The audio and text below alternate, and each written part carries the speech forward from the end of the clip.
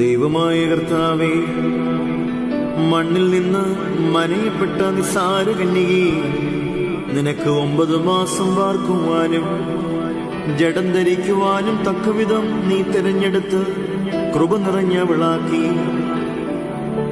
അവൾ മാലാഖമാരുടെ നാഥനും മാതാവായി തീരുകയും അവനെ പാലൂട്ടി വളർത്തുകയും ചെയ്തതിനാൽ അവരുടെ കൂട്ടങ്ങളെക്കാൾ അവൾ ഔന്നത്യമുള്ളവളാകുന്നു.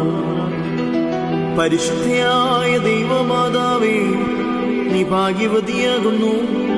എന്തുകൊണ്ടെന്നാൽ നീ അനുസരണക്കേട് കാണിക്കായികയാൽ ദൈവമായ കർത്താവ് നിന്റെ താഴ്മയിൽ തൃക്കൺ പാർത്തു.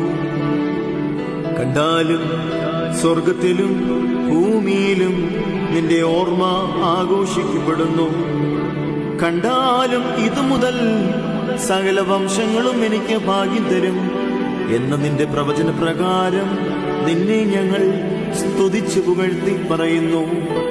സ്ത്രീകളുടെ നിന്നെ നീക്കിക്കളഞ്ഞവളെ, നിനക്ക് ഭാഗ്യം.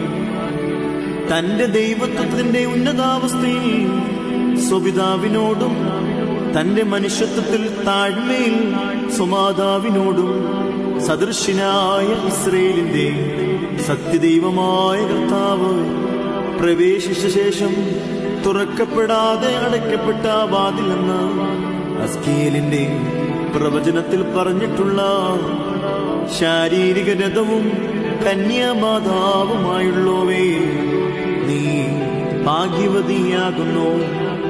പരിശുദ്ധിയായ മാതാവേ, കാലാവിലെ കല്യാണ നാളിലെന്ന പോലെ നിന്റെ പുത്രനോട് ഞങ്ങൾക്ക് വേണ്ടി അപേക്ഷിക്കണമേ.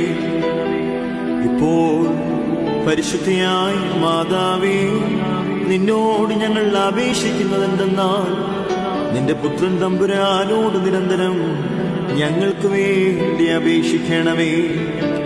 വിശുദ്ധ കന്യകേ, നിന്റെ വിശുദ്ധിയോടും സൗഭാഗ്യതയോടും ഞങ്ങൾ പ്രാർത്ഥിക്കുന്നു. ഞങ്ങൾക്ക് വേണ്ടി അപേക്ഷിക്കണമേ. മശിഹാ തമ്പുരാനെ, നിന്റെ മാതാവിന്റെ മധ്യസ്ഥതയാൽ ഞങ്ങളേവരുടെയും ബലഹീനതയെ സഹായിക്കണമേ. ഞങ്ങളുടെ രോഗികളെ സൗഖ്യമാക്കണമേ. ഞങ്ങളുടെ കറകളെ മായ്ച്ചു കളയണമേ. ഞങ്ങളുടെ ബലഹീനതകളെ നീക്കി ഞങ്ങളെ ബലപ്പെടുത്തണമേ. ഞങ്ങളുടെ വൃദ്ധരെ താങ്ങണമേ. യുവാക്കളെ കാത്തുകൊള്ളണമേ. ഞങ്ങളുടെ